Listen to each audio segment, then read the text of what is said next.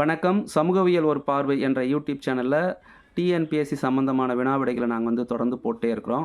இன்றைக்கி நம்ம பார்க்க போகிற தலைப்பு இந்திய தேசிய இயக்கத்தில் இந்திய அரசு சட்டம் 1919 இந்திய அரசு சட்டம் 1919 என்ற டாப்பிக்கில் பார்க்க போகிறோம்.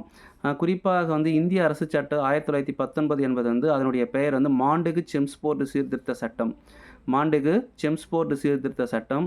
இந்த சட்டத்தோட சிறப்பு அம்சங்கள் அப்படின்னு பார்க்கும்போது மாகாணத்தில் இரட்டையாட்சி கொண்டு வரப்பட்டது. இரட்டையாட்சி என்பது என்ன அப்படின்னு பார்க்கும்போது அதிகாரங்கள் 2 பிரிவுகளாக பிரிக்கப்பட்டது. மாகாணத்தில் காணப்படும் அதிகாரங்களை 2 பிரிவாக பிரிச்சுறாங்க. ஒன்று பார்த்தீங்கன்னாக்கா ஒதுக்கப்பட்ட துறைகள், மற்றொன்று மாற்றப்பட்ட துறைகள் அப்படின்னு சொல்லிட்டு 2ஆக பிரிச்சிருக்கிறாங்க. சரிங்களா? ஒதுக்கப்பட்ட துறைகள், மாற்றப்பட்ட துறைகள்னு சொல்லிட்டு 2ஆக பிரிச்சிருக்கிறாங்க. அந்த துறைகளில் பார்க்கும்போது குறிப்பாக நம்ம பார்க்குறது இப்போதைக்கு ஒதுக்கப்பட்ட துறைகள் எவையெல்லாம் ஒதுக்கப்பட்ட துறைகளாக இருந்தது, அது யாருடைய வசம் இருந்தது அப்படின்றத இப்போ நம்ம பார்க்கலாம். ஃபஸ்ட் ஒன் பார்த்தீங்கன்னாக்கா ஒதுக்கப்பட்ட துறையில் ஃபஸ்ட்டு நிதித்துறை, பணம் சம்மந்தப்பட்ட துறை நிதித்துறை அப்படின்னு சொல்லிட்டு நம்ம பார்க்குறோம். ரெண்டாவது பார்க்கும்போது பாதுகாப்பு பார்த்திங்கனாக்கா அதுவும் ஒரு துறையாக இருந்திருக்கு. மூன்றாவது நம்ம பார்க்குறது பார்த்திங்கனாக்கா காவல்துறை. நான்காவது பார்க்குறது நீதித்துறை. சரிங்களா? நீதித்துறை. ஐந்தாவதாக நம்ம பார்க்குறது நில வருவாய்.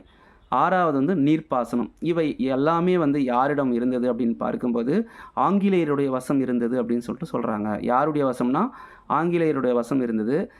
நம்ம இதில் பார்த்துருக்கலாம், நிதி, பாதுகாப்பு, காவல்துறை, நீதித்துறை, நில வருவாய் மற்றும் நீர்ப்பாசனம் இவை அனைத்துமே ஆங்கில அரசுக்கு அதிகமான வருமானத்தை ஈட்டி தரக்கூடியதாக. அதனால் அந்த துறைகளை அவங்க எடுத்துட்டாங்க.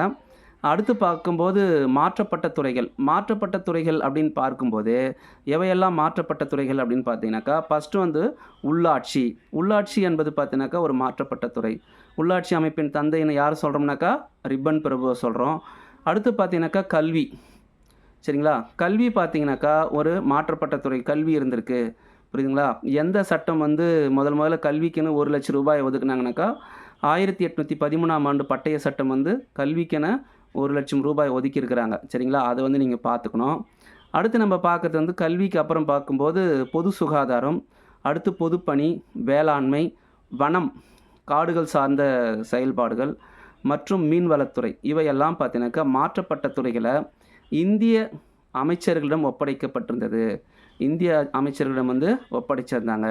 அடுத்து பார்த்தீங்கன்னாக்கா இந்த சட்டத்துக்கு அப்புறம் 1919ஆம் ஆண்டு இந்திய அரசு சட்டத்துக்கு அப்புறம் என்ன சட்டம் கொண்டு வராங்கன்னு பார்க்கும்போது அந்த சட்டம் பார்த்தீங்கன்னாக்கா 1935ஆம் ஆண்டு இந்திய அரசு சட்டம்.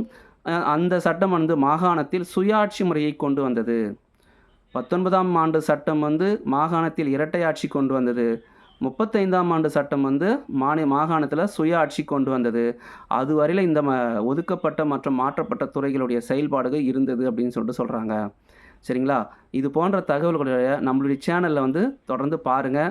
தொடர்ந்து உங்களோடு நாங்கள் பயணிக்கிறோம். அது மட்டும் இல்லாமல் வேறு என்னென்ன சிறப்புகள் இருக்குது, இந்த இந்திய தேசிய இயக்கத்தை பற்றி நான் நிறைய தகவல்களை நான் போட்டிருக்கேன். இப்போ கடைசியாக எதோட நிறுத்தி வச்சுருக்கோம்னாக்கா நம்மளுடைய வீடியோவில், நம்மளுடைய சேனலில் சுயராஜ்ய கட்சி வரை நிறுத்தி வச்சுருக்கோம். சரிங்களா? அடுத்து நம்ம பார்க்கக்கூடிய அடுத்த வீடியோவில் நம்ம பார்க்கக்கூடிய டாபிக் சைமன் குழு. சரிங்களா? சைமன் குழு மற்றும் காந்தியடிகளால் மாற்றப்பட்ட செயல்பாடுகள் என்ன அப்படின்றத நம்ம பார்க்க போகிறோம். அதை தொடர்ந்து நேரு அறிக்கை பார்க்க போகிறோம். சரிங்களா? இதெல்லாம் அடுத்தடுத்த வீடியோக்களை நம்ம வரப்போகிறோம். அது மட்டும் இல்லாமல் குறிப்பாக நேரு அறிக்கை மட்டும் இல்லாமல் அதை தொடர்ந்து உப்பு சத்தியாகிரக இயக்கம், வட்டமேசை மாநாடுகளை பற்றியும் அடுத்தடுத்த வீடியோவில் வரப்போகுது. தொடர்ந்து நீங்கள் படிங்க. டிஎன்பிஎஸ்சிக்கு தேவையான வினாவிடைகளை நான் கொடுத்துட்டே இருக்கிறேன். இப்போ சொன்ன விஷயங்களை நோட்ஸ் எடுங்க. அது மட்டும் இல்லாமல் கொஞ்சம் தொடர்ந்து வீடியோவை ஃபாலோ பண்ணுங்கள். சரிங்களா? பிடித்திருந்தால் லைக் பண்ணுங்கள், சப்ஸ்கிரைப் பண்ணுங்கள், சரிங்களா? ஷேர் பண்ணுங்கள். வணக்கம்.